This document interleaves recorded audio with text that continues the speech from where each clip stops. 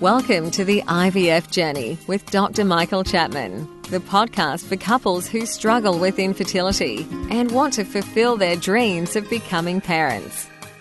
In this podcast, you'll learn actionable strategies to deal with infertility from Dr. Michael Chapman, or Prof as he's affectionately known. Prof is the co-founder of IVF Australia and is a leading Australian infertility specialist who has helped over 3,000 couples realise their dreams of becoming parents. To access previous episodes packed with ideas, solutions and tips that actually work, head over to Dr. Chapman's IVF podcast on iTunes. You can also ask questions by contacting Dr. Chapman's rooms on 1-800-111-483 or by emailing him michael.chapman@ivf.com.au. That first cry of a baby born after the long journey of IVF remains one of the most beautiful experiences in the world. As an obstetrician and an IVF specialist, I've had the privilege of experiencing this over many thousands of times in my long career, but I still remain moved by each baby's first cry. It signifies the end of a long journey and the beginning of a new life. This is Professor Michael Chapman, co-founder of IVF Australia and host of the IVF Journey podcast. Thanks for tuning in. To access all the previous episodes, head over to my website, www.theivfjourney.com, and select IVF Journey Podcast from the navigation menu. You'll also be able to find the various services that we provide at IVF Australia.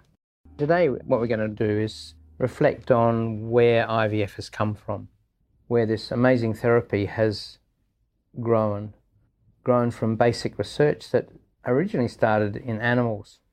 And the reason it started in animals was that people wanted to grow better racehorses, better sheep that would give more wool or more meat, and being able to take sperm from good animals and put them together with good eggs, or eggs from animals that were doing well, meant that in vitro fertilization and the transfer of those embryos could improve your stock line. That's where the drive came to understand more about fertilization, more about the conditions that are required to grow an embryo. And it was from that that people moved towards doing this in humans. The main drive in the human arena was to treat women whose tubes were blocked by infection, blocked by endometriosis. Because although surgery had advanced significantly in a number of areas of gynecology, the use of microscopes hadn't been able to achieve return of tubes to their original pristine form. And pregnancy rates after tubal surgery were incredibly poor. So an alternative was being looked for, and that alternative was to bypass the fallopian tubes, to use the techniques that have been developed in animals in the late 60s and early 70s and see whether we could achieve a pregnancy through in vitro fertilization. In those early days, when ultrasound wasn't available, the only way to get the eggs was using a laparoscope, so very invasive procedure to collect eggs and to collect sperm, which has always been fairly straightforward by masturbation, and putting the two together. The other thing that had not occurred at that stage was the development of hormones mimicking the human hormones to stimulate egg production. So the use of injections like FSH in particular were not in common practice. The processes to refine these hormones had not been developed. So a whole series of things came together in the late 70s. The first of these was the ability to collect an egg, or to time, in fact, was the important bit, timing the collection of an egg after the woman had naturally produced a surge of hormones to mature the egg and to have to go in and collect the egg.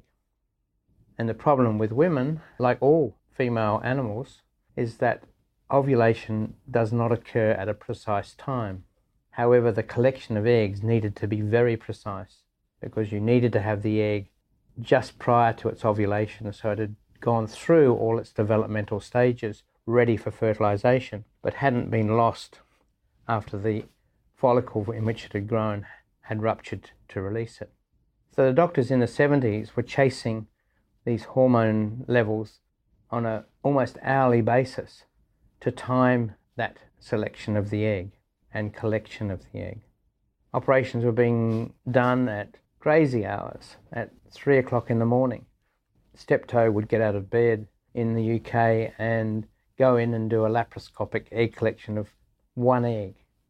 Not surprisingly, success rates were very poor. And it was some 2 years of collection of eggs before they got their first pregnancy. Actually, the first pregnancy wasn't in the UK, because what was going on in Melbourne with Carl Wood and Ian Johnson was that they were doing similar work, helped by a fantastic scientist, a young scientist then, Alan Trounson, who'd worked in the animal field in Australia. It's said that they actually had the first pregnancy, but it ended up as an ectopic. The first baby, however, was born in 1978, and that was over 100 cycles of treatment to get that one pregnancy. In the following 2 or 3 years, there were only another 2 or 3 babies in the world, with Australia having the third baby born in 1980, Candice Reed. The low success rate was because we were not using stimulation, because it was felt that stimulation might make abnormal eggs more likely. It was Alan Trounson's group with Carl Wood and Ian Johnson who first used the urinary FSH derivative products to stimulate ovulation and get multiple eggs forming, and success rates started to improve. What they didn't realize in those days was that even at the age of 30, 50% of nice-looking embryos are in fact genetically abnormal. So if you're only producing one egg, the odds of a pregnancy are really poor. The next step forward, again in Australia, Alan Trounson's laboratory perfected embryo freezing. So in 1983, the first baby born after an embryo had been frozen was achieved in Melbourne. At about the same time, the use of donor eggs became a possibility, so that eggs from one woman could be fertilized by another man's sperm and put back into the recipient mother if she didn't have the capacity to make eggs herself. That was first successfully performed again in Melbourne. Alex Lapata is the name associated with that first donor pregnancy. Donor eggs now form a major part of the market in many parts of the world, with the US in particular moving to donor very quickly over the age of 40 if fresh eggs don't work. By the mid-80s, egg collections were all being done still laparoscopically. Around 1985, vaginal ultrasound technology came into play, and we were then, from that point on, able to make the whole process much more friendly to the patient. She didn't need to have a laparoscopy, an invasive procedure with risks. We could then do the egg collection transvaginally. This made egg collections easier, and in fact more eggs were collected because we were actually able to look inside the ovary rather than just on the external surface, which laparoscopy produces. There were still issues in the laboratory, however. Culture medium were not really designed to reflect the true environment that the egg and the sperm live in the fallopian tube at the time of fertilization. And even today, we don't think it's perfect. However, we're a lot better at it than we were then, and probably the 25 years of development has resulted in culture medium which will mimic as closely as possible the natural environment. There are still issues in many laboratories with simple things like oxygen concentration. We assumed that an egg would like to live like a human in 20% oxygen, but in fact in the uterus the oxygen tension is only 5%. We only realised that in the last 10 years. And many laboratories around the world are still using 20% oxygen. So while progress occurs, it doesn't necessarily mean it's universal. The major advances in success rates occurred from the 90s onward. In the late 1980s, when I was counselling patients, I was telling them that there was a 10 to 15% chance of a pregnancy. Compare that today when we're talking about 35 to 40% chance of success on a regular basis. The advances came in the 80s. Firstly, the improvement in the culture mediums, which I've already alluded to. But secondly, the ability to deal with men with poor sperm counts. In 1992, a Belgian group, to some extent by luck, injected a single sperm directly into the egg. The previous attempts to improve the situation were to put sperm underneath the eggshell because it was thought it would damage the egg to stick a sperm inside. A pregnancy resulted. It was reported in the Lancet, and ICSI was born. ICSI today is responsible for more than 60% of the cycles around the world.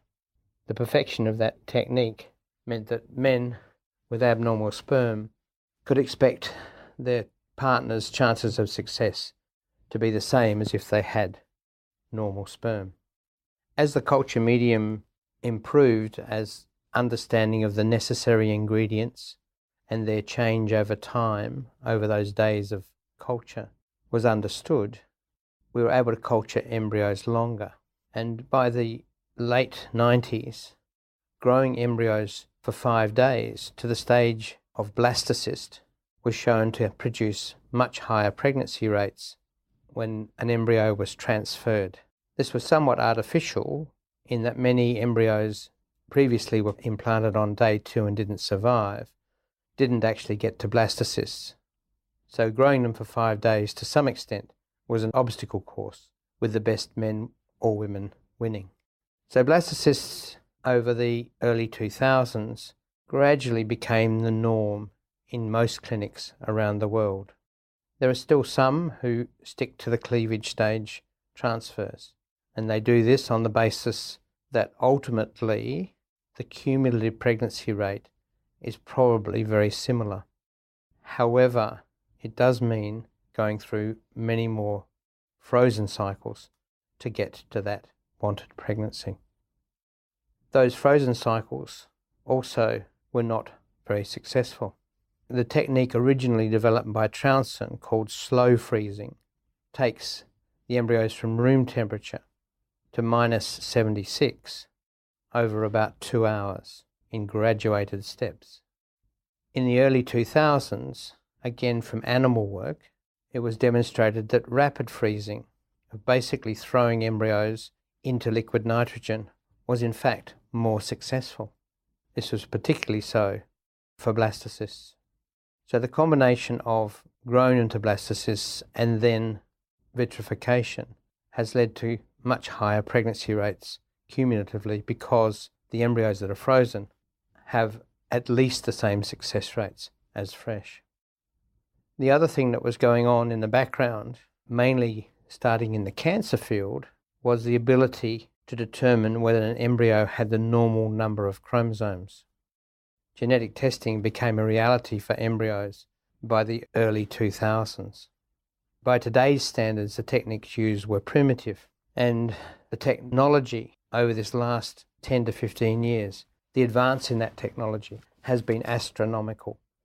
An example of that is the mapping of the whole human genome, in other words, all the genes that make up the chromosomes in a human. The initial phases of that, done in the 80s, took over 5 years and over $1 billion of research to get one human's genetic makeup sorted. Today, there is a bench-top machine costing $100 per sample, which can generate exactly the same information in 3 hours. What that's enabled us to do is to biopsy embryos at the blastocyst stage, check the chromosomes before they go back, and only put back normal chromosomed embryos. If we go through that process, pregnancy rates now are in the order of 60% per cycle with a euploid embryo, even in older women. The downside is that what we are revealing is a vast number of the embryos we put back, particularly in women over 40, are genetically abnormal and we're never going to make it. It actually explains why fertility rates in older women are so low, despite them making an egg each month. So we've come a long way from less than a 1% chance of success in the first 3 years of IVF in the late 70s to now using all the modern technology we have of getting up to 60% per cycle with a single embryo transfer. That's the other change that's occurred. In the 70s and the 80s and even into the 90s, putting back 3 or 4 embryos was standard because each embryo's chances of success were relatively poor. It had the downside of high multiple pregnancy rates, which in turn had perinatal mortality, babies dying, and babies being cerebral palsied 4 times more commonly in twins than a single pregnancy. So the more we can do to move towards single embryo transfer, the better outcome for mother and for baby. So every year something new happens in IVF development. New drugs, new culture media, new ways of assessing the quality of the embryos we put back. It's an exciting field, and the people that benefit are the infertile. It can only get better.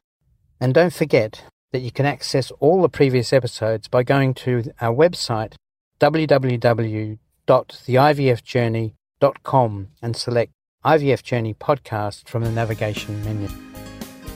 Thank you for listening to the IVF Journey with Dr. Michael Chapman, the podcast which helps couples negotiate their way through the IVF journey, all the way to parenthood. You can also ask questions by contacting Dr. Chapman's rooms on 1-800-111-483 or by emailing him michael.chapman@ivf.com.au.